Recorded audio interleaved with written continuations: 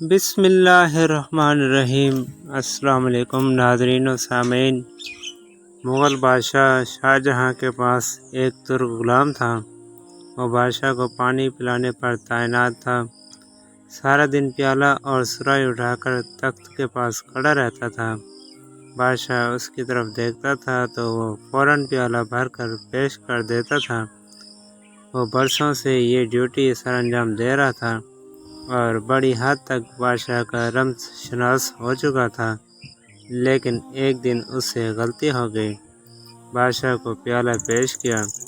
بادشاہ گھونٹ بھرنے لگا تو شاہی پیالے کا ایک کنارہ جھڑا ہوا تھا اور ٹوٹے ہوئے پیالے میں پانی پینا ہندوستان کے بادشاہ کی توہین تھی۔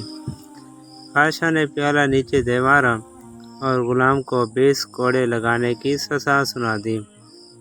بادشاہ کا حکم آخری حکم تھا۔ غلام کو کوڑے بھی لگ گئے اور وہ ڈیوٹی سے فارغ بھی ہو گیا۔ وقت بدلا، اورنگزیب عالمگیر نے اپنے والد کو قید میں ڈال دیا اور وہ تمام غلام اور ملازمین بوڑھے بادشاہ پر تعینات کر دیے گئے، جنہیں کبھی شاہ جہاں نے سزائیں دی تھیں۔ وہ پانی پلانے پر غلام بھی ان ملازموں میں شامل تھا۔ بادشاہ کو قید میں پیاس محسوس ہوئی۔ پانی مانگا۔ غلام آیا اور پیالہ بادشاہ کے ہاتھ میں پکڑا دیا۔ بادشاہ نے پیالے کو غور سے دیکھا۔ وہ شکستہ تھا اور کسی نے اس کی کرچیاں، اس کی ٹھیکریاں جوڑ کر اسے قابل استعمال بنایا تھا۔ بادشاہ نے حیرت سے پیالہ دیکھا اور پھر غلام کی طرف دیکھ کر پوچھا، میرے ساتھ یہ سلوک کیوں؟ غلام نے مسکرا کر عرض کیا، حضور، یہ وقت کا سلوک ہے۔ یہ وہی پیالہ ہے جس کا ایک کونا بھرنے پر آپ نے اس میں پانی پینے سے انکار کر دیا تھا اور اسے زمین سے مار کر توڑ دیا تھا۔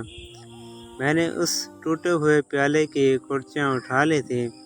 میں نے انہیں جوڑا اور اس گھڑی کا انتظار کرنے لگا جب آپ کو وقت اس پیالے میں پانی پینے پر مجبور کرے گا، اور بادشاہ سلامت وہ وقت آ گیا۔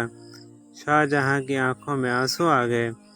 یہ آنسو اگر نہ بھی آتے تو بادشاہ نے باقی زندگی پانی اسی ٹوٹے ہوئے پیالے میں ہی پینا تھا۔ کیوں؟ کیونکہ یہ دنیا ایک وادی ہے اور اس وادی میں ہر شخص کو اپنی انا، اپنے تکبر اور اپنی حماقتوں کی بازگشت بہرحال سننا پڑتی ہے۔